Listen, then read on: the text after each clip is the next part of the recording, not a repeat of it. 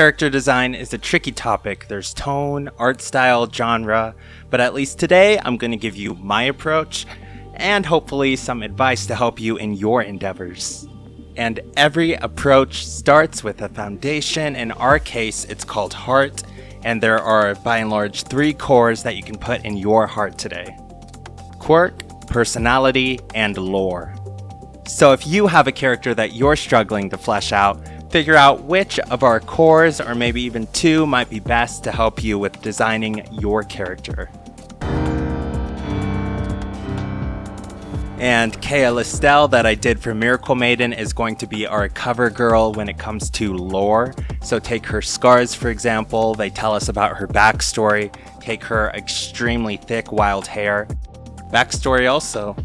When you see other characters from Miracle Maiden, even with the anime styling I've done, you just don't see anyone quite with hair like Kea's. Both bear witness to the fact she had a savage, horrible upbringing. And of course, Lathine and Dooley is going to be our example today for the core that is personality. Because he's got the slicked back hair, because you know, with how much he's fighting, that hair is coming down quick in a fight. And yet he always keeps with it anyways where he can to play into the charade of elegance, to play to the charisma he's always trying to exude, to play into that feeling of being better than everyone else, which he kind of is, but either way, that's something that he does in order to show personality. And the blue, night blue attire, of course, plays into lore. So he has 2 of the cores. So which of our 2 cores so far do you think is the most interesting or fascinating, or do you want to employ the most for your characters? Definitely keep it in mind, and definitely let me know if you think the 3rd core we're about to analyze is the most intriguing. And then Themazar, of course, is going to be a good example of our 3rd core, and that's the core that is quirk, or quirkiness in general. And so Themazar's core expresses itself in his hair situation, like Lathine, or lack of hair situation, I guess. So Themazar is very interesting in that when it comes to swordplay, he's an extremely movement-heavy fighter, right? He's always zipping and zapping around. He's less trying to beat you by actually swinging the sword, more so trying to catch you in between on your movement, or put you in a bad position, or kind of sneak up on you, catch you sleeping. Something like that. And so when he's practicing, he likes to have his head completely shaved, so that, and again, whether it helps him or not is anyone's guess, but as far as he's concerned, it's a personal quirk. The way the wind feels or the breeze feels against his head will tell him if his mechanics are in rhythm, if his movement is sound, if he's playing at the right tempo, all those different things. And by starting your visual design journey with 1 of these cores, if not 2, maybe 3 in some very specific circumstances, will give you an awesome foundation for perfecting your own super awesome characters.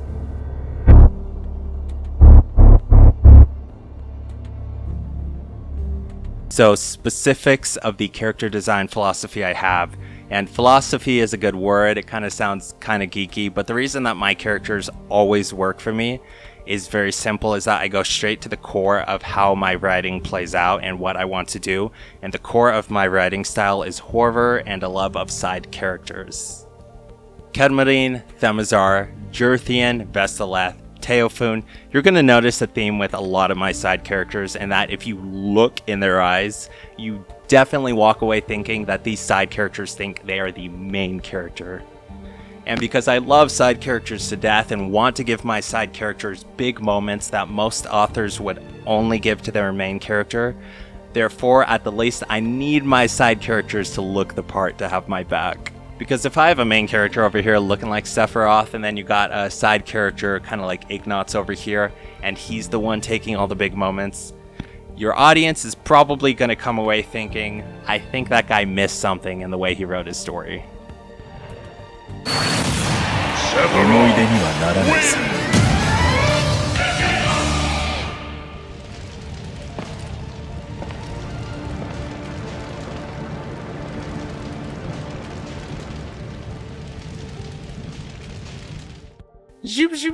And so my first round of advice in this section can really be summarized that it's so important to understand the themes of your project and to understand what you want to do as a writer and storyteller.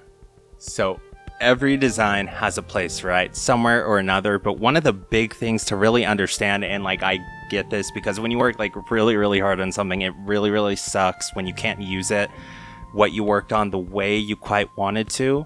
And so with some designs, they might not hold up to maybe a tone or a theme or something about your character. And it might be a conversation you have to have with yourself, and it sucks because you put in a ton of work, but it's just really good in the long run to keep this in mind if you feel like you need to. If you need to scrap something, again, going back to this concept of living up to the tone of your project. And the good thing about that is you can always keep that design around somewhere, like never just delete, never just hit delete on your computer with something you work hard on, because you never know, some point down the line there might be a different character or a different project where you want to reincarnate that design. So just keep balanced in your mindset. And to close out this section of thinking with something we technically already went over, and that's the concept of Sephiroth and Ignatz.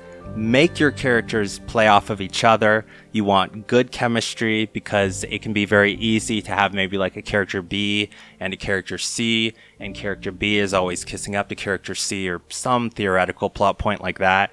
And your audience is looking on thinking character C looks really derpy and goofy and character B looks super badass. It just doesn't work. It kind of looks cringe and try hard. It kind of looks like the writer lost something somewhere, And so this has been my experience, like in the Master of the Eclipse. It was very important for me to make sure that all of the Eclipse look synced up.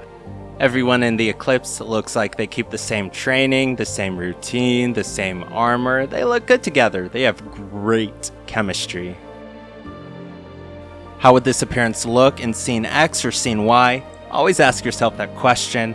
If something about your design seems like it wouldn't quite work in a scene, or like it wouldn't quite live up to another scene, then consider going back to the drawing board just a little bit to tinker and to figure out what that missing piece is to have the perfect, thematically excellent new character. You got this! Which takes us into our last thought for today's video, which will be more thematic and philosophical thinking, quote unquote. So a lot of times in media, side characters are kind of intentionally designed to be a little more basic and less flashy than the MC, with the simple concept that you want to hype up your main character, you want to hype up the center point of really what's going to make your project fail or succeed by and large. And so it's understandable. But I'm very keen on the concept of side characters that can show up main characters. Like, look at the following. Who even is the main character? You could never guess. But wait, because I do it does not make it inherently a good thing to do. You need to understand what's right for you and your story, thematically, for your writing style, for your design preferences, and yada yada yada, all that good stuff. So be attentive. Like, a good example on the way other end is the original Yu-Gi-Oh series, right? Yugi completely blows everyone else out of the water. It's so damn clear he's the main character, and it works so good. It was 100% the right design choice to go that route. So yeah, that concept of should my main character stand out, and if they do, what does that say about my main character, or what does that not say if they don't stand out? And honestly, these are about the only real filters I use to come up with the really cool characters that I do. The last thing, of course, is fun. Have some fun, make your designs fun. If it doesn't feel fun to you, it's probably going to seem lame and not fun to your audience too, so go crazy.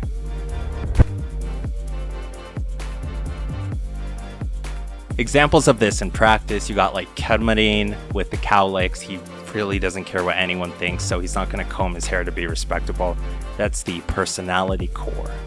Teo with the feathery black hair, that's a personality and lore core right there, because he's going out trying to be Holy Line of Kanaya.